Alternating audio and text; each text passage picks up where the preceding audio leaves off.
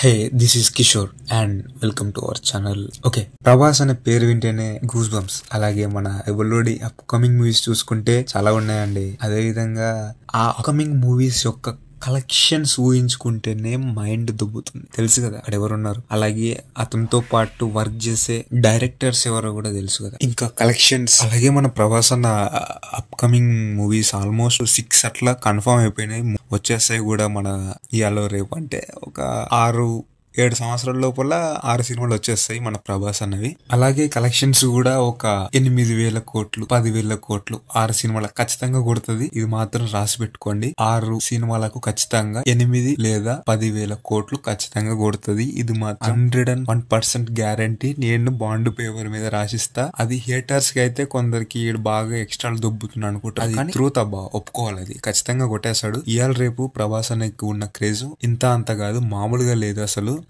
ఒక all over India మొత్తంలో ఎక్కడ చూసుకున్నా ప్రభాస్ అన్నకు మాత్రం చాలా క్రేజ్ ఉంది. అది మాత్రం మనం దృష్టిలో పెట్టుకోవాలి. అలాగే వరల్డ్ వైడ్ గా అయితే ఉంది, ప్రభాస్ అన్న క్రేజ్ చాలా ఉంది. ఇండియాలోనే కాదు, ఎక్కడ పోయినా ఉంటది ప్రభాస్ అన్నది. ఆ పేరు వింటేనే చాలు గూస్ బంప్స్ వస్తాయి అందరికి కూడా. అది తెలుసు కదా ప్రభాస్ అక్కడ ఉన్నది. రెబలోడ్ అంటే మామూలుడు కాదు. సైలెంట్ గా వస్తాడు, వైలెంట్ గా కలెక్షన్స్ కొట్టి వెళ్ళిపోతాడు. ఏదో నిన్న మొన్న ఆదిపురుష్ రాధేశ్యం గుడ్ మూవీ.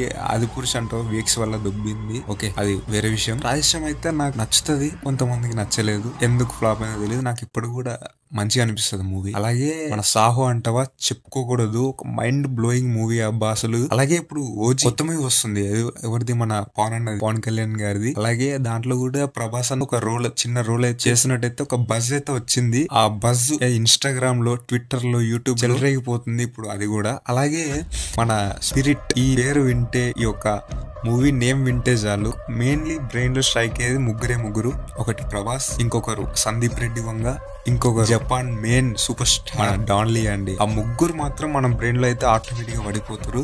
అసలు ఈ సినిమాకు ఉన్న క్రేజ్ ఇంత అంతగా. ఈ సినిమా గనక రిలీజ్ అయితే ఖచ్చితంగా చెప్తున్నా కదా, 2,000 కోట్లు కొట్టకపోతే నన్ను అడగండి. ఇట్లా వెళ్ళిపోతుంది కలెక్షన్స్. 2,000 కోట్లు మాత్రం ఖచ్చితంగా కొడుతుంది.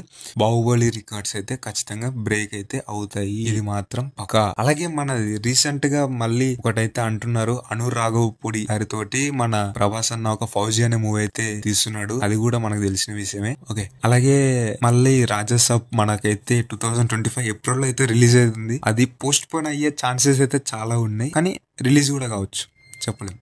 అలాగే భక్త కన్నప్ప దాంట్లో ఒక రోల్ అయితే చేస్తున్నాడు, శివుడు క్యారెక్టర్ అంటారు కానీ కాదనుకుంటా. ఉంది దాంట్లో అయితే ఉంది, క్యారెక్టర్ అయితే ఉంది. ఆల్రెడీ రివీల్ కూడా చేసారు, కన్ఫర్మ్ కూడా అయిపోయింది. చేసినాడు ప్రభాస్ అన్న. యాక్టింగ్ కూడా షూటింగ్ కూడా అయిపోయింది. రిలీజ్ కి అయితే వచ్చింది, అది కూడా ఏప్రిల్ అంటారు, కానీ తెలీదు ఏప్రిల్ లో రిలీజ్ చేస్తారో చేయరు. అలాగే ప్రభాస్ అన్న రీసెంట్ గా వచ్చింది, ఇది జస్ట్ ఒక 2-3 డేస్ బ్యాక్ అయితే ఇన్స్టాగ్రామ్ లో వెళ్ళడం చూసిన. మన ఎవరు కాంతారా హీరో అండి, అతను ఎవరు, ఆ పేరు గుర్తుకు రావట్లేదండి.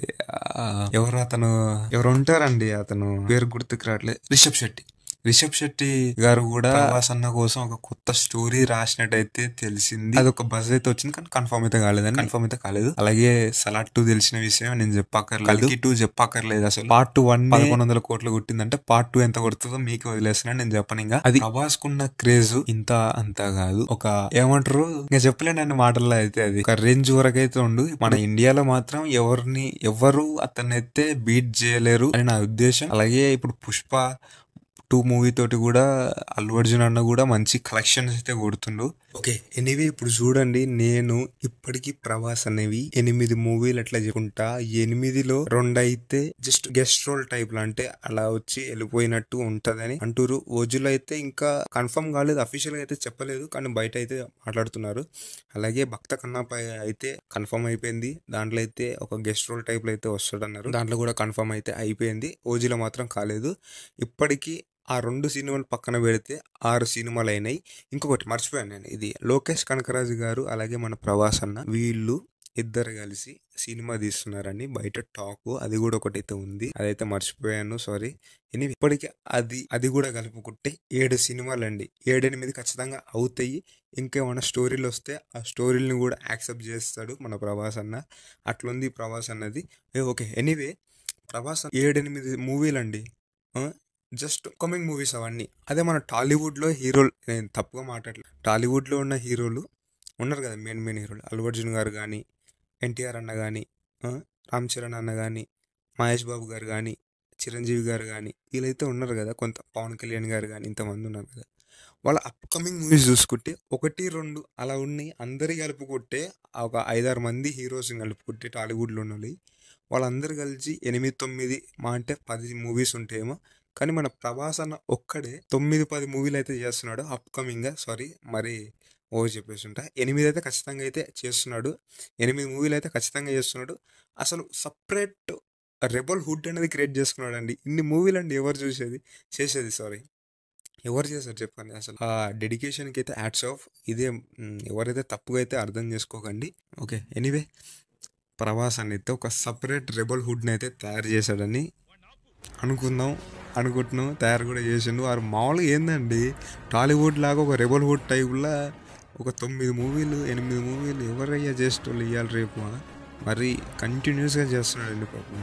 అలాగే మన ప్రభాసానికి ఏదో లెగ్ ఇంజురీ ఏదో అయింది అన్నారు, ఏదో సంథింగ్ ఏదో వచ్చింది రాకు తెలియదు నాకు కూడా. ఓకే, ఎనీవే త్వరగా కోలుకోవాలని అనుకుంటున్నాము. ఓకే డలింగ్స్, మీరైతే మర్చిపోకుండా లైక్ చేసి సబ్స్క్రైబ్ చేసుకోండి. అలాగే సబ్స్క్రైబ్ అయినా బెల్ ఐకాన్ ఆన్లో పెట్టుకోండి. ఓకేనా ప్లీజ్. నా కోసం ఇంకా మంచి మంచి కంటెంట్ అయితే ఇస్తుంటాను, మూవీ రివ్యూస్ కూడా ఇస్తుంటాను. Okay anyway thank you for watching.